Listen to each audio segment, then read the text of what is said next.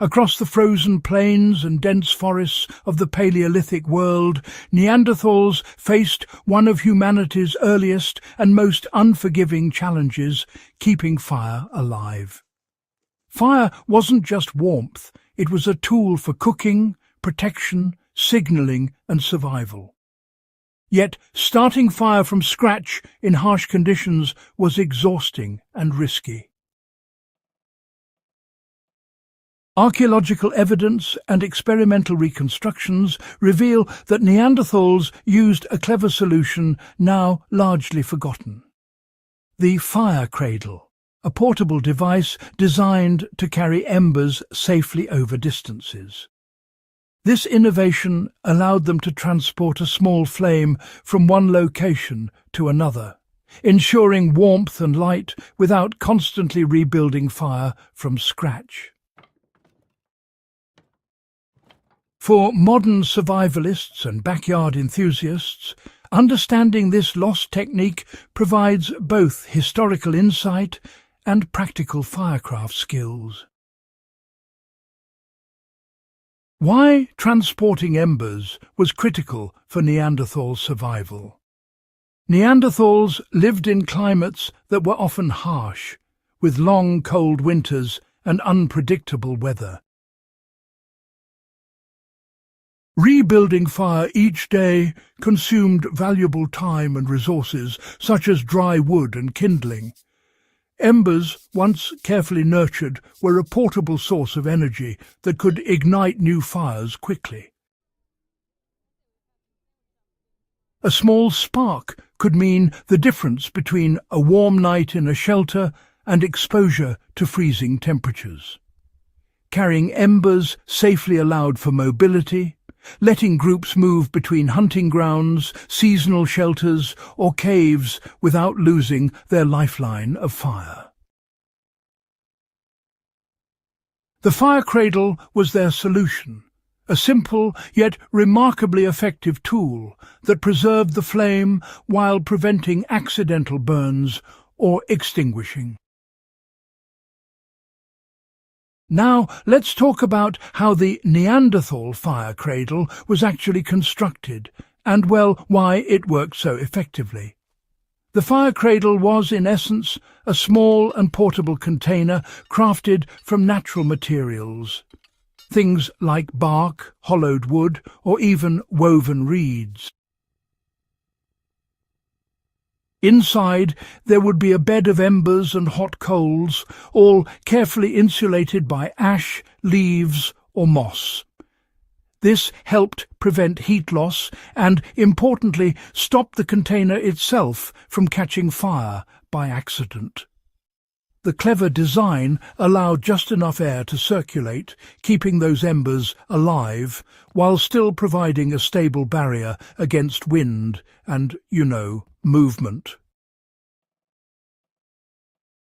Some reconstructions, interestingly enough, suggest that a flat base with shallow sides made it much easier to place embers from an existing fire and then carry them over uneven terrain.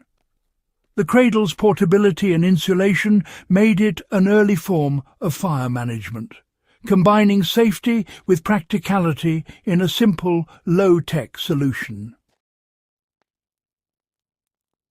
Insulation and containment, were absolutely essential for moving fire. Transporting live embers is, well, a rather delicate task. Without insulation, even a small ember cools quickly, and honestly loses its ability to ignite new fuel. And without containment, sparks could easily ignite dry grass or clothing, creating a genuinely dangerous situation. The Neanderthal fire cradle, interestingly enough, solved both problems. Natural materials absorbed excess heat and stabilized the embers, while partial coverings, like moss layers or bark lids, protected the flame from drafts. This balance between protection and ventilation ensured that embers remained viable for hours, sometimes even a full day, allowing travellers to light multiple fires without starting anew each time. How Neanderthals likely applied the fire cradle in practical scenarios. The cradle would have been used whenever a group moved between shelters or returned from hunting excursions. Once at a new location, embers could be transferred to a prepared hearth or a pit lined with stones and dry moss, igniting wood and kindling with minimal effort. In winter, a fire cradle allowed families to maintain a continuous heat source while preparing shelters, cooking meat, or warding off predators. For groups on the move, multiple cradles might have been maintained simultaneously, creating a network of portable fire across the landscape. This level of fire management demonstrates foresight, planning, and a sophisticated understanding of the properties of heat and fuel.